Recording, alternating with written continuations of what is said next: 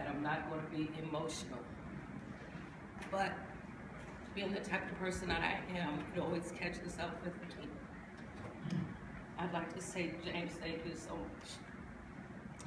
I don't know what I would do without James at this point, because he has carried on my husband's legacy for me and my family. Yusef and I were a team. Known my husband ever since we were both 11 years old, and we were married for 45 years. So I know you understand that we knew each other inside and out. My husband loved nature. He loved the Adirondacks.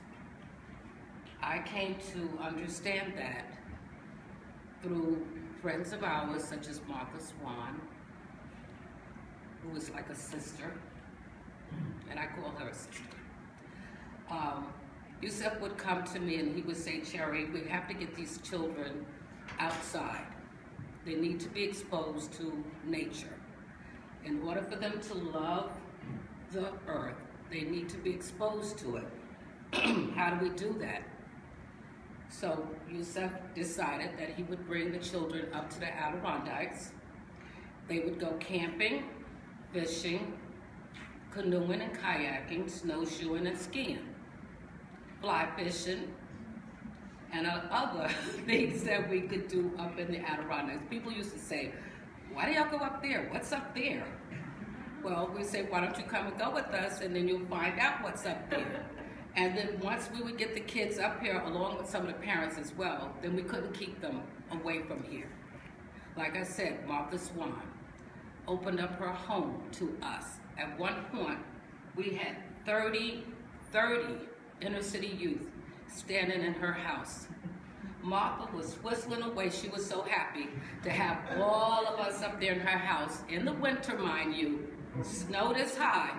And Martha's happy to have 30 youth in her house, feeding everybody and saying, come back, come back. Well, since she said that,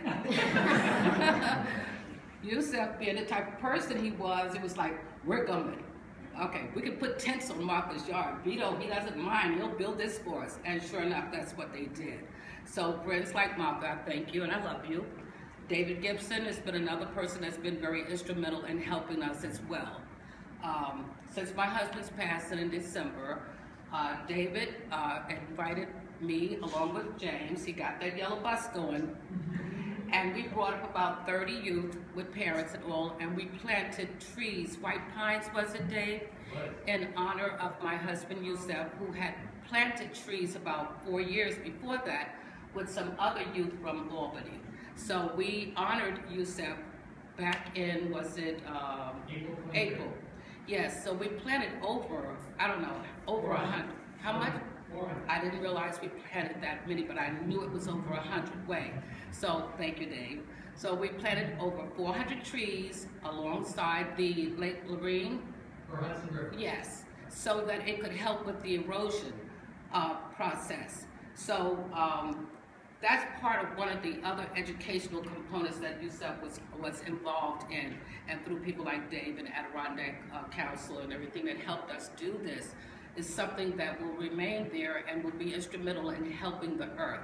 So in order for that to happen, as James had mentioned before, everything that Yusef did had an educational component tied in with it.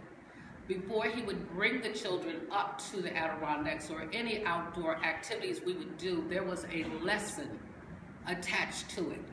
So that the children, who most of them have never left the pavements of Albany, Troy, Schenectady, Staten Island, Brooklyn, all around, have never been out in nature before, Yusef made sure that they had some comfortability about going there. So they had to learn about whatever it was. As James had mentioned about the snowshoes. You had to learn how were they made, why did they wear them, who wore them, where were they. All of this they had to learn before they would go out and experience that. Same thing with kayaking. Yusef would go to the schools. Some kind of way or another, my husband was magical when it would come to getting resources. He had a mind that I was just intrigued by his mind. I think that was one thing that I was drawn to Yusef. I knew there was something different about him even when I met him at 11 years old. It was something about him that drew me to him, and it was his mind.